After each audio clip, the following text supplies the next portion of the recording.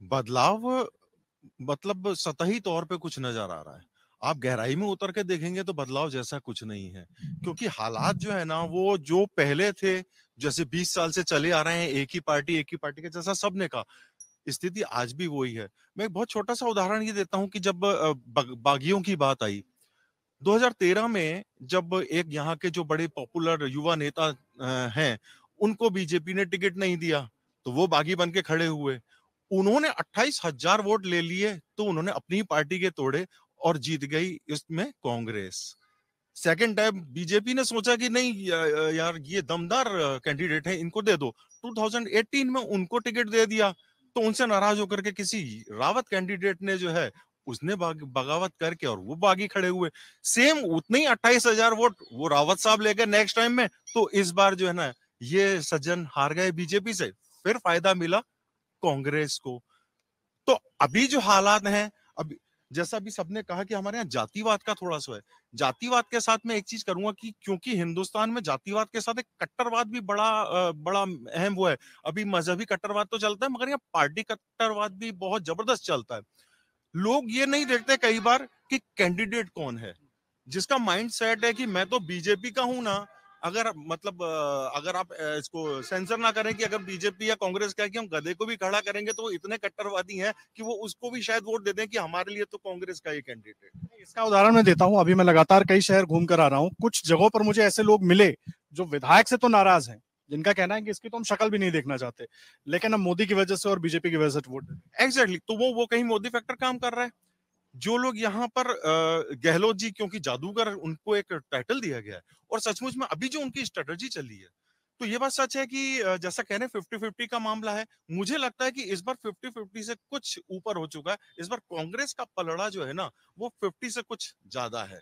उसका कारण ये है कि इस बार बहुत सोच समझ करके, जैसे फॉर एग्जाम्पल मैं आपको बताऊं कि अभी तक हमारे अजमेर दक्षिण के अंदर बीजेपी से, क्योंकि वो रिजर्व सीट है, एससी की रिजर्व सीट है, बीजेपी से अनीता बघेल जो है वो पिछले 20 साल से जीत रही हैं और 5वीं बार टिकट मिला। कांग्रेस हमेशा एक्सपेरिमेंट करती रही, बदल बदल के कैंडिडेट देती रही।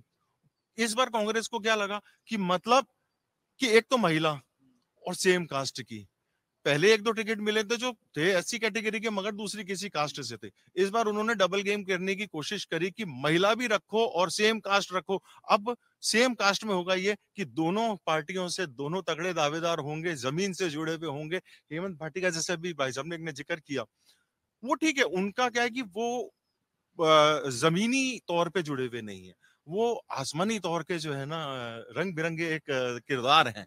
ये बात है। वो पार्षद रही है द्रौपदी कोली। द्रौपदी कोली 2 या 3 बार शायद पार्षद रही हैं। पार्षद रहने से उनका जुड़ाव जो है ना अपने वार्ड से पूरी तरीके से आम जन से, बस्तियों से रहा है, तो उनको उसका फायदा मिलेगा, महिला होने का फायदा मिलेगा, एक इमोशनल जो है ना डाइवर्जन होता है वो मिलेगा कि जब लोग देखेंगे कि नहीं अपनी कास्ट की है, तो उनकी कास्ट के वोट जो पहले बीजेपी को जाते थे, जो इतना नहीं सोचते, पार्टी वाली कट्टरवाद नहीं सोचते, वो जरूर उनकी तरफ डाइवर्ट होंगे होंगे। तो वो उनका पलड़ा भारी होगा। और इस तरीके के कई एक्सपेरिमेंट्स इस बार कांग्रेस ने जो है ना राजस्थान भर में किए हैं, तो वो कहीं ना कहीं जो है ना फैक्टर काम करेगा। और बीजेपी का नुकसान, जैसा अभी बताया कि अजमेर उत्तर का एक छोटा सा उदाहरण है कि आप ये देखिए कि जैसा कहा कि 20 साल से हमारे देवनानी जी जीतते आ रहे हैं, जो हमारे युवा नेता जिन्होंने भाजयुमो के टाइम से, कॉलेज के टाइम से जो है बीजेपी की सेवा करी और वो लगातार लगता रहे, आज वो व्यक्ति जो है 30 साल से 56 साल का हो गया। उसे मालूम है कि अगर इस बार भी मुझे वोट नहीं मिला और अगली बार जब चुनाव आएंगे तो मैं 61 साल का हो चुका हूँ, यानी कि मेरे को अब बीजेपी बिल्कुल नहीं धारेगी, तो नाराजगी पनपना तो वाजिब बात है।